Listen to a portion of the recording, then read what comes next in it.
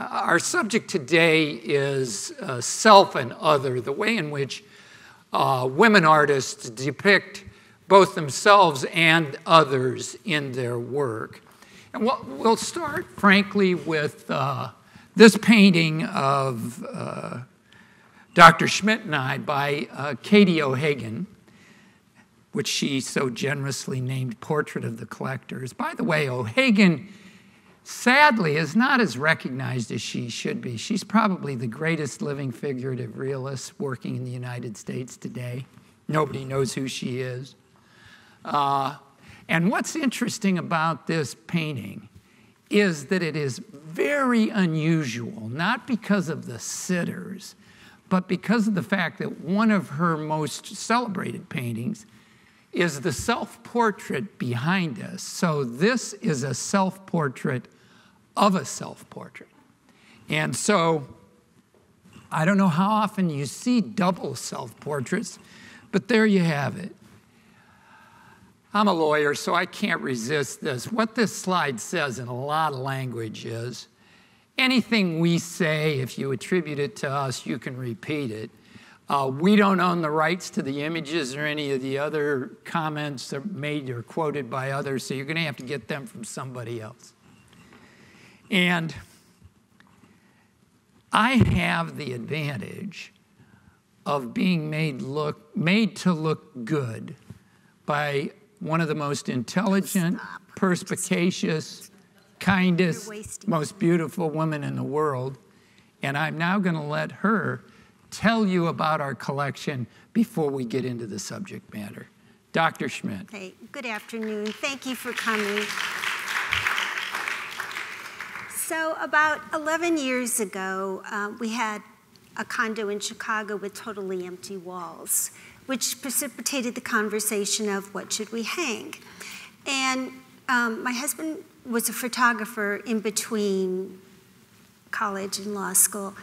And so we thought about hanging his photographs. And then he liked stamps. And so we thought about check stamps, blowing them up, making them posters.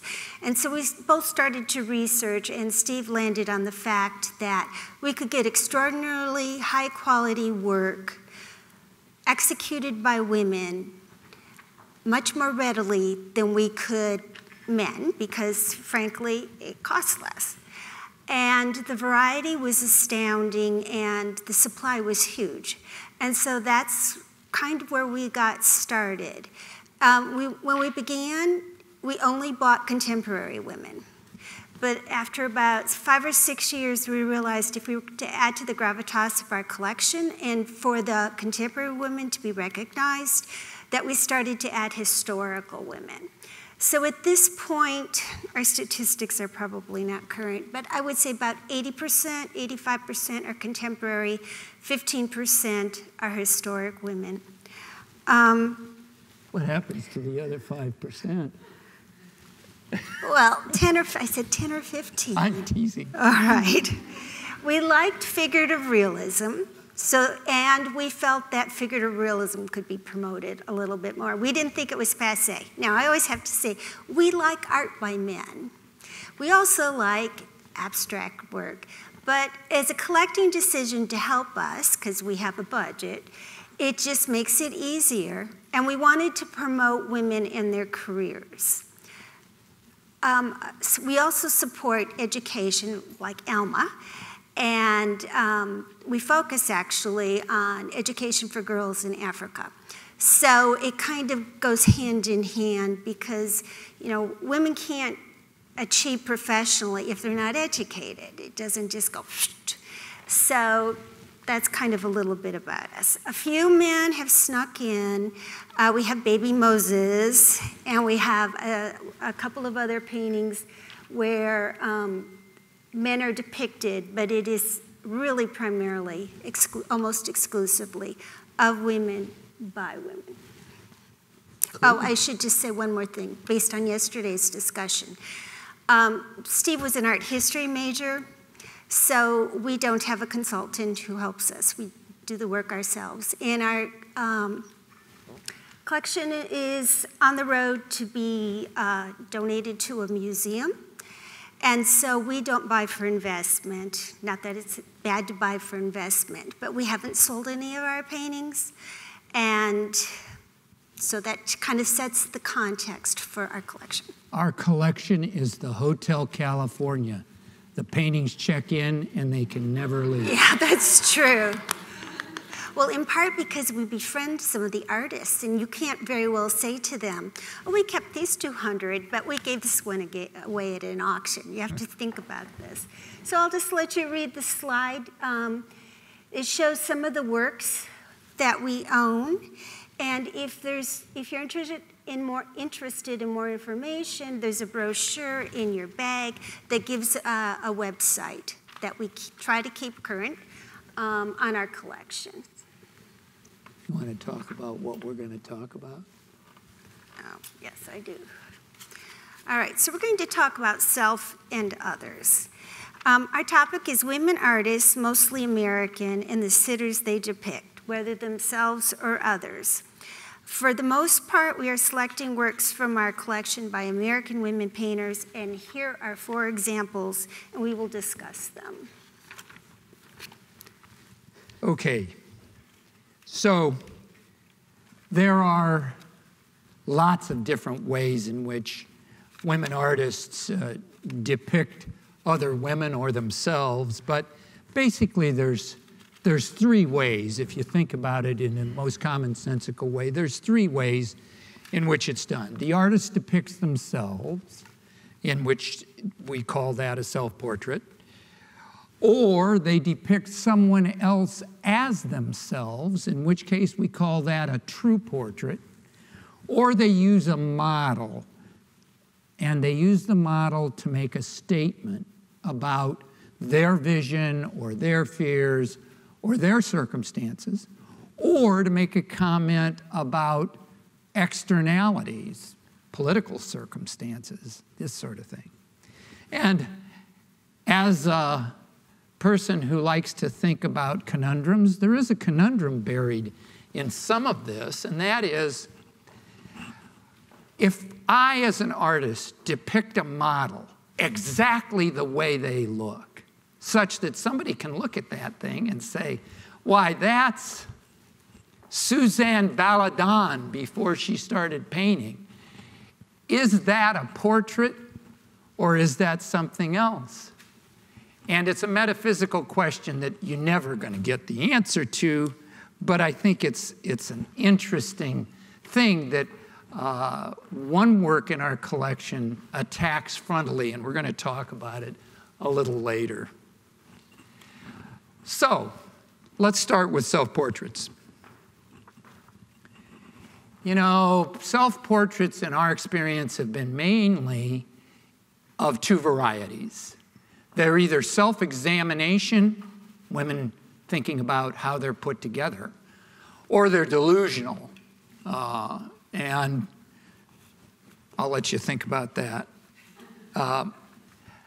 They involve, women are great at self-analysis and the like. And so dream images, subconscious, exploration of fear, self-deprecation.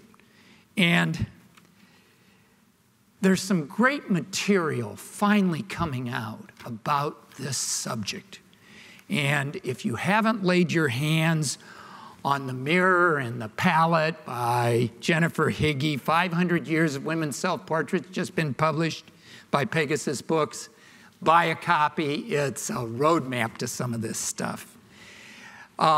You have 3 pieces of paper in your packets. One's a description of the Bennett Prize, one is a bibliography, one is a little description writ small of what we're going to talk about today. But in the bib, there are a couple of items I'd call to your attention. A guy named Postle, P-O-S-T-L-E, wrote a book called The Artist Model. It's actually a catalog for a show that was held in England.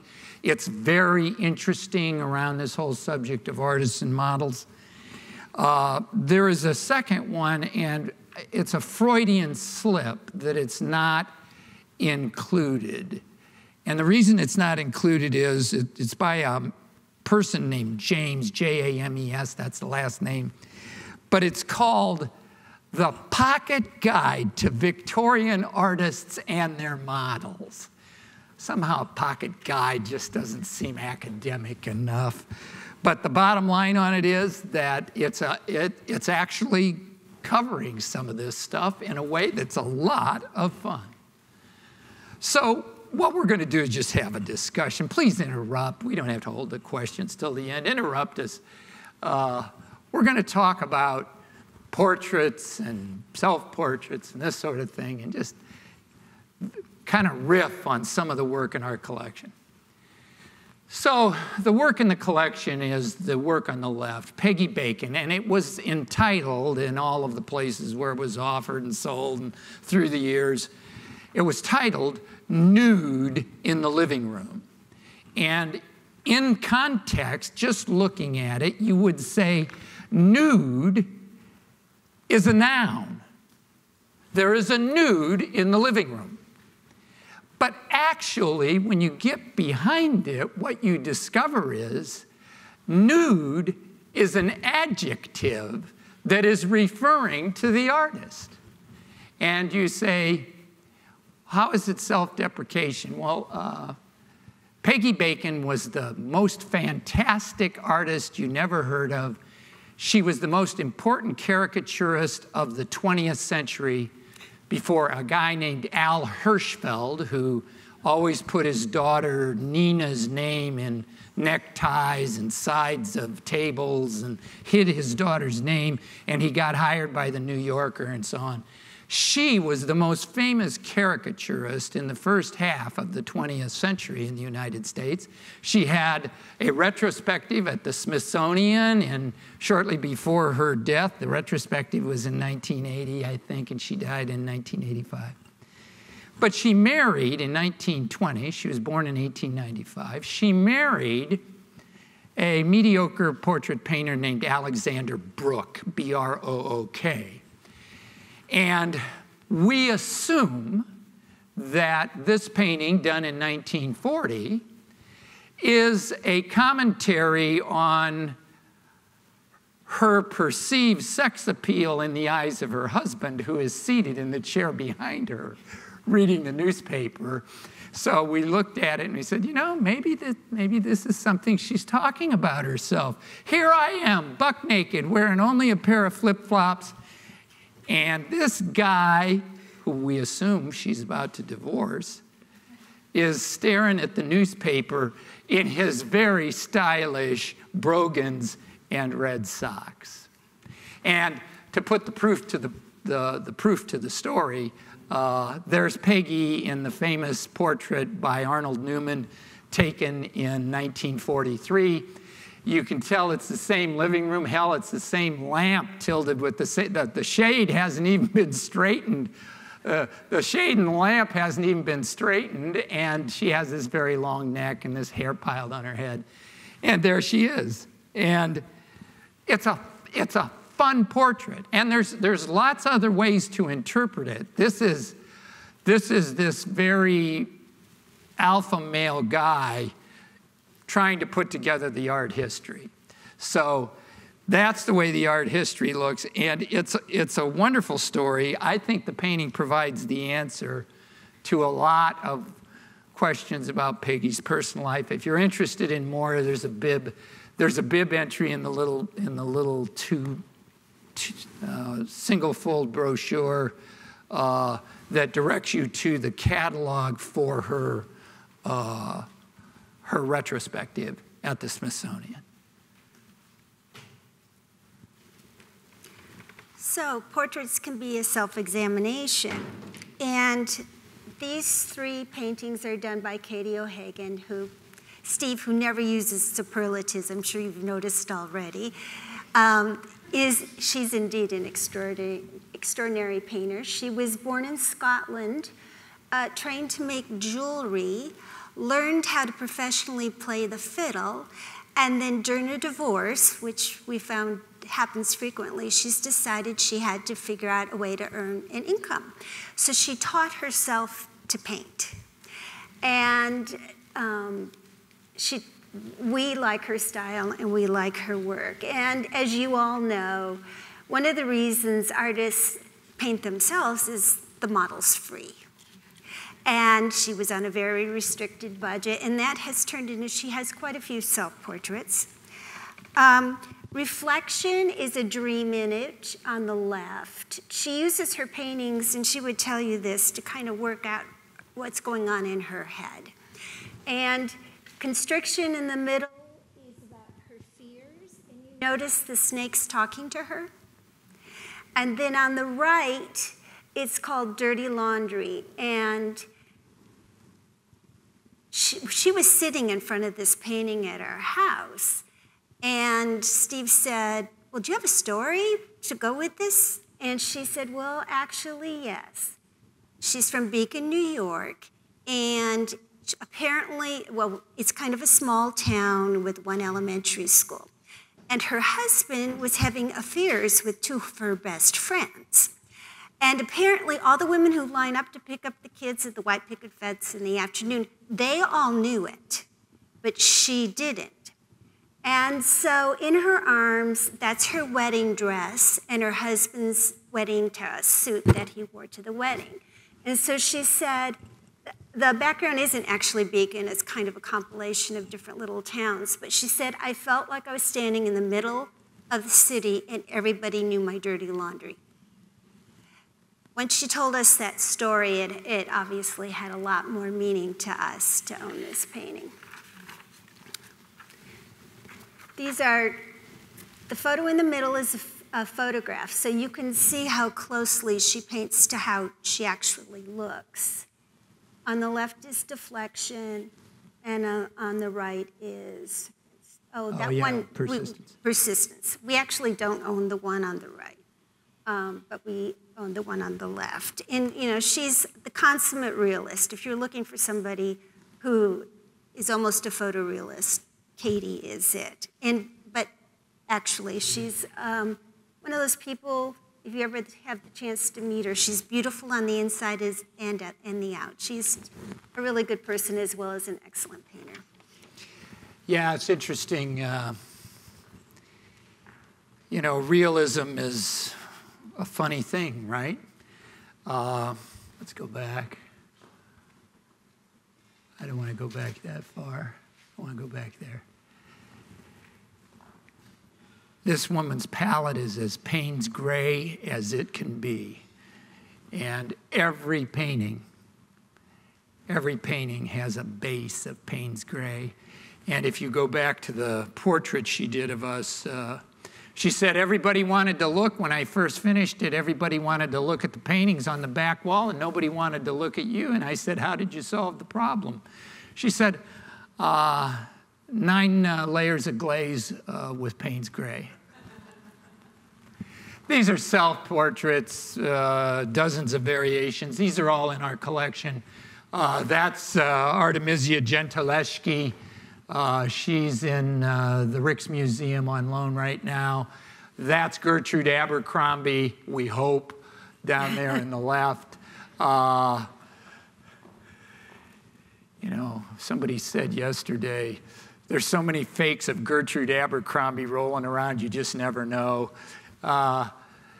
This is Rose Frameth Frazier, an artist who lives here in New York. I won't go into all of them, but that'll give you kind of the idea. This painting down here in the second from the left is by the first winner of the Bennett Prize, Annika Ingold, whose show is now traveling the country. And there is a schedule in that little glossy handout. So this takes us then to the true portrait, you know, where the artist is called upon to, either in their own mind or by virtue of a commission, they're called upon to depict an individual as the individual, sort of like we hired O'Hagan to paint our portrait. And the majestic art collectors in front of their treasures. And, you know, it's a flattering thing, but it could just as easily, particularly if it wasn't commissioned, there's no telling, you know, She could have had my fat gut hanging out, and I could have had a 3-day growth of beard. And it often depends on the relationship, not always, but the relationship between the artist and the sitter. And commissioned portraits, flattering, illustrative, but the non-commissioned ones, they can go any which way. They can go any which way. So, let's look at a commissioned portrait from the collection. This is Sarah Miriam Peale. We love the Peales. This is James Peale's daughter, Rembrandt Peale's cousin, and C.W. Charles Wilson Peale's niece.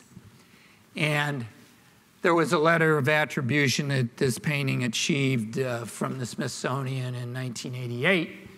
And I thought it was fun to look at how the attribution worked, you know. Well, it's got all these stylistic devices, the continuation of the eyebrow into the nose, the flattening of the noses on the models of the children, the precise painting of the lace and so forth. And then she goes on to observe, because there has been a myth that has circulated that Sarah Miriam Peale, somebody offhandedly said some years ago that Sarah Miriam Peale was the first professional woman painter. That's a falsehood. But the scholar goes on to observe she's the first successful woman painter in the sense that she was able to probably support herself without any help from husbands or fathers or families or brothers in the creation of her work. Did I steal your line? That was my slide he just talked about. I wrote it down wrong. You want to talk about this? Why don't you? No, that's quite all right. You sure? Yeah. All right. I don't want this to turn into a monologue, but I'm going to tell you about this anyway. I'm sorry, dear. That's all right. Elaine de Kooning, Nude with Jelly Beans. This is the 16-year-old daughter of Ibram Lassaw, the abstract expressionist sculptor. And it was done in 1961. 1961 by Elaine de Kooning. And I found Denise living in the far west, especially far west if you're here. And this is an action painting. You'll recall it was Gerald Rosenberg, the art critic for The New Yorker, who had called Willem de Kooning and all these abstract expressionist action painters. And this is the quintessential example of an action painting. The story, which I have heard firsthand from Denise, was Elaine was happy. She had just sold a couple of paintings and the money had come in. She had gone off and bought 10 pairs of shoes, the same model in 10 different styles and variations. And it was Easter Friday, Good Friday, I guess, the week of Easter in 1961. And when she got back from this spree, she had jelly beans in a bag. She bought them, Denise said, because she liked the colors. And when they got back, she says to Denise, who's there cleaning the brushes, "Let's do a painting, take off your clothes." Denise says, "Great, let's." Strips off her clothes, hops on the couch. The shawl has a history, the red shawl has a history all its own. And this painting results. And I said, "Denise, you're 16 years old. Somebody would go to jail today. This would be a source of major, major trouble." And I'll quote, "Oh, who gives a shit what people think today? I knew exactly what I was doing." And then I said, "Well, what did your parents think?" And she said, "They thought it was great." And what's interesting is she went on to say, it was a fabulous 2 hours, the best 2 hours I've ever spent my whole life. Her parents bought their first car from Max Ernst. And Mark Rothko's dog bit her, and she had to go to the hospital. And it was this kind of stuff for 2 hours. And let's talk about her for one more second. For those of you that know Elaine de Kooning's work, she did a painting called The Loft Dwellers in about 1961 or 2. The Loft Dwellers depicts two men, originally Eddie Johnson and a man named Robert Corliss. And originally, according to Denise, she and Eddie Johnson were in the painting together, but because she was short and round and Eddie Johnson was tall and skinny, Elaine said that doesn't work, and so, quote, "My evil godmother painted me out and replaced me with Robert Corliss." She loved to call Elaine her godmother. I said, well, Denise, wait a minute. Elaine's maiden name was Freed. Godmother implies baptism. She says, oh, well, hell, I'm Jewish too, but that doesn't stop me from having a godmother. So there's the story about Nude with Jelly Beans, and just for yucks and grins to give you a sense of scale, there is the painting in situ, and it is big. It is a beauty. All right, I'm going to shut up here in a second and let the most important person talk. I will mention these two. They're in the collection. They're interesting. They're another example of third-party portraits.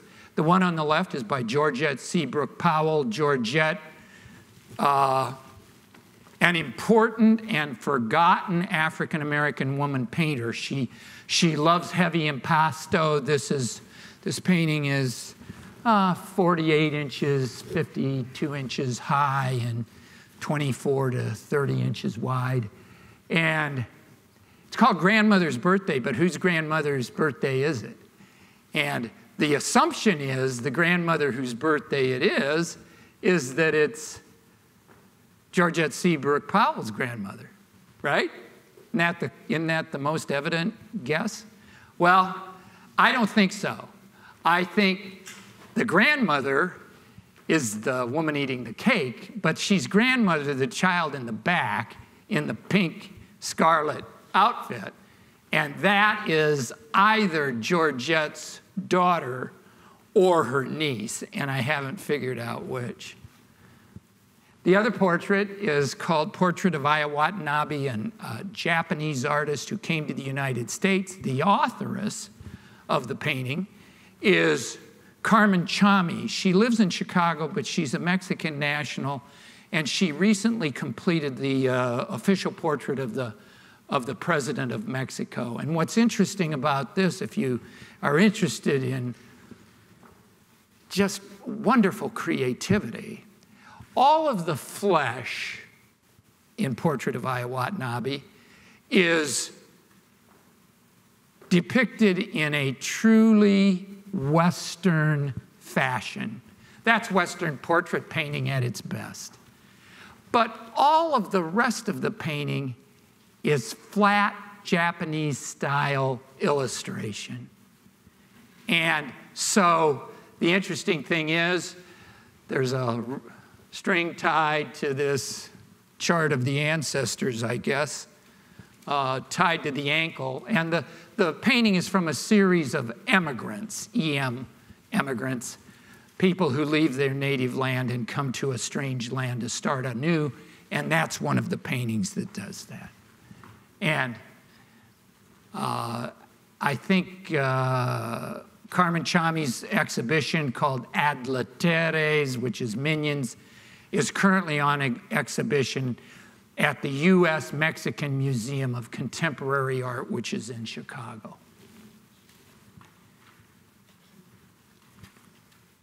You want to talk about this? You're still Agnes. This is an encaustic painting by Agnes Martin. Agnes Martin, called Portrait of Daphne Vaughn, and it's an interesting story here. Agnes was mentally ill, and schizophrenic and had a lot of trouble throughout her life. But when she found the grid, she decided that all of her answers existentially and metaphysically had been answered. And she then went on a program to purchase every single realistic painting that she had done, and including, I think, this one. And she bought up every one of them, and in 1956, she had a bonfire, and she fed every one of those realist paintings into the flames. Now, how did this one not get it? There's a series of photographs that were among, with this painting, were among Daphne Vaughan's effects when she died. And the answer, we think, is Daphne, who was a companion, and they built a house together. There's a wonderful biography mentioned in the materials. Daphne told Agnes to pound sand when Agnes came calling, trying to acquire this. And so this becomes one of the rarest paintings in our collection, because there's only true depictions of humans that aren't grids by Agnes. There's only 2 or 3, maybe. So just for yucks, there's a rotten photo. It was only 3 by 4 inches. That's Daphne Vaughan on the left, and that is Agnes on the right on the lawn. And this is the back of the photograph. It says, outside Mesa Vista, May 1947. And then among the effects, Daphne was quite a fan of Agnes, and there were a lot of photographs like this where Agnes is posing with her easel. These photographs are all presumed to be taken by Daphne, and there's Agnes with her work. And it's a fascinating story. The Daphne Agnes story is covered in some detail in the bio that has been done by an Irishman, an Irish poet actually, named Martin also. All right, Doctor. All right, my slide. I want to tell you a little bit. We acquire by looking at magazines. Artists will send what's on their easel, Instagram, Facebook, and we have friends that we have come to know that when they see something they think we might be interested in, they'll write and say, this fits within your wheelhouse. And so about 1.5 years ago, one of our friends wrote and said, there's a Mary Cassatt for sale, and it's in a Western auction. Okay, so we had looked at a different Mary Cassatt that was way beyond our budget, and we never thought we'd be able to acquire one. But we registered for the auction, and when we attended, somebody bid. All of you who do auctions, you know the suspense, right? Somebody bid, and then Steve did one counter, and it was dead silence. And so we were on the phone, so like they say, it's yours, hang up. And I burst into tears, and Steve looked at me like I had 4 heads, and he said, like, why are you crying? We got it. And I said, I know we got it, but I'm crying because we did get it. I have loved Mary Cassatt since I was a little girl, and I had a print of children on the beach that everybody sees at the National Gallery, and it was one of those things I bought for like $15, and I took to Michael's, and I framed it myself, and I had it for years. So it was this is obviously one of my favorite paintings. But it was a very emotional experience as a collector to actually get something you like, because that's another thing I think we should mention. We buy things for the collection, both in terms for completeness of the collection. We try to buy things we like, but being a collecting couple, that might mean one of us likes it and the other doesn't. But if it fits in our collection to make it stronger, we move ahead with that decision. So this was a joy. Speaking of joy, yes? What role does relationship of sitter to artist This is an interesting story. This is depicting the individual. And the history behind this painting is, well, you can read for yourself. But the relationship between the two women is unknown. What they think is that when Cassatt went to France, she was trying to become friends with the Impressionists and trying to break into their little circle, so that she painted Sicily's wife. She wasn't his paramour, who had many children with, and they think there was going to be a large painting. However, it turned out just to be the Pashad, which is what we ended up owning. So, but she did break in eventually, as you well know, into that little group. To answer more generally, we are interested, because look at some of these paintings, you know.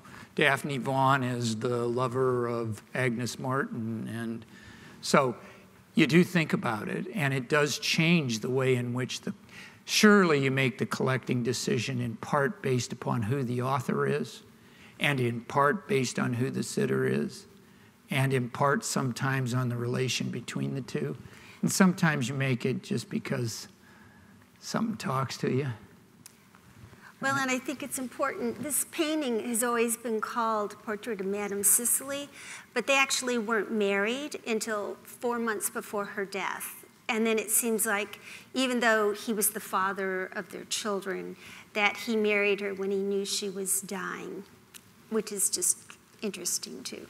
1898, they were married 4 months before she died, and then he died 5 months later. So I guess one would infer that the marriage was the consolation for the dying wife, or the dying paramour, as the case might be. They had a couple of kids together. So this is just an art history note in terms of depicting the individual. This was known originally as Alfred Cicely and his wife. And it was painted in 1868, but is now believed that while the male sitter is Cicely, that the wife is a model. And the Wallraff, I guess that's how you say it. Wallraff, yeah. Museum in Cologne, which owns the painting, no longer titles it Alfred Cicely and wife, but now catalogs the painting as a couple. And they wrote, "Probably we will never establish beyond doubt the identity of the lady depicted in the painting. For a long time it was thought that Renoir had portrayed his fellow artist and friend, Alfred Cicely, with his wife. Marie Le Creuset, pausing briefly to exchange a loving glance while walking through a park. However, after thorough research, it has proven impossible to demonstrate any likeness to the historical Marie. So today we only talk of a couple, for this was what was important to Renoir, the relationship between two people as expressed in an affectionate way." So these are all portraits depicting real individuals. That's yours truly in the upper right-hand corner, channeling Hulk Hogan. This painting in the lower left is a diptych on copper by an American woman named Erin Anderson, and it's called Karen Looking and Heather Hiding.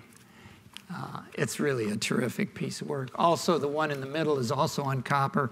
It's only about 5 by 5, the portrait. It's called Hannah's Daughter, but Hannah's daughter is in utero. Hannah is the sister of the artist, and the daughter has not yet been born, but I understand was born ultimately after the painting was concluded. Okay. This is metaphysics a little. Model is sitter, sitter is model. When does it become a portrait? I'm interested in the question. I don't know that I can answer it, but I'm interested in it. Is it dependent upon the relationship between the sitter and the model? I don't think we know.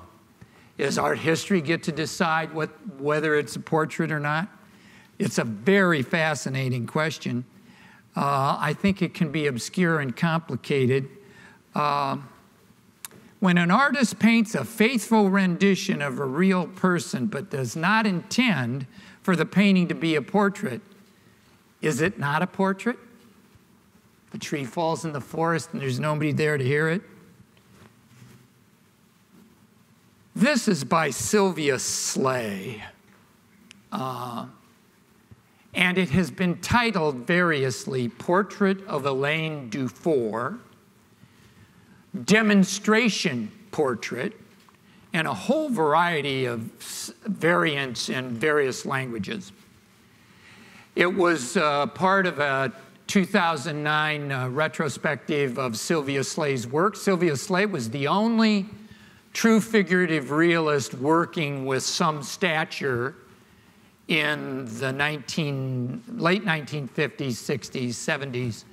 And it was said of this painting by Charlie Finch, a now deceased art critic, historian, in ArtNet. He wrote a review of this show. He said, Portrait of Elaine Dufour is an erotic gem, a backwards nude of Elaine Dufour curling like a snake in anticipation of seduction from the artist who paints her. Now, I have to be honest with you, I'm not sure Charlie was looking. I don't see a curling snake operating in anticipation of seduction. I have to be honest, I think Charlie Finch was wrong again. There's a lot of people who think Charlie Finch was wrong a lot, but Charlie Finch was wrong again. I don't think so. But what's interesting is, what did Elaine Dufour have to say? I found Elaine Dufour, who had been a student at Pratt when this painting was made, and she became a fabric designer here in New York. And I asked her to send a current picture of herself so I could show you. She said, I hate that erotic seduction curling snake. I'm not a snake. And while I'm at it, she went on and on in a very good way. This work was neither a demonstration portrait nor an intentional depiction of me. It was a study that Slade did in a class at the New School when I was a student. I was there and agreed to act as a model.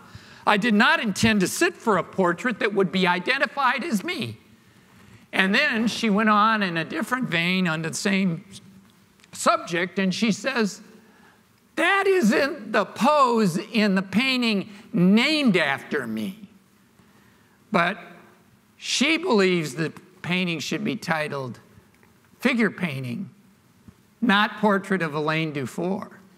And she says, you know, I was a young woman full of a room full of women painters, and I was, in the spirit of the moment, compelled to take off my clothes and pose. I only did it a couple of times. How the heck does this painting start circulating as my portrait?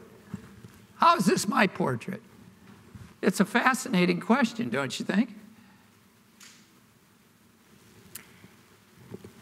And this is representative of a painting that came from the artist's memory, and there's no actual model. The artist is Anne Tanksley. She was born in 1934 and graduated from Carnegie Tech and moved to New York City in the 1950s, where she became a founding member of the art collective Where We At? Black Women Artists.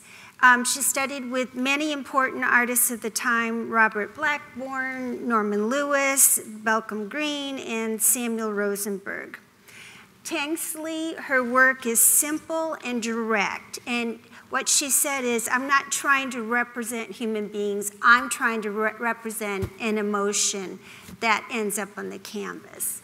So there are no models used.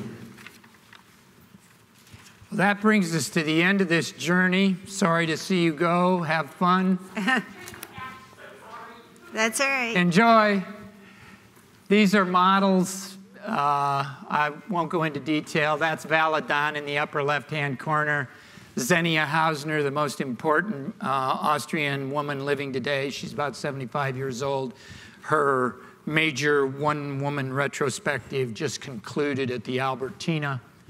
Those are kind of examples of the kind of work. The big painting in the center left, is by Andrea Koch, K-O-W-C-H, probably the most important, one of the most important magic realist painters.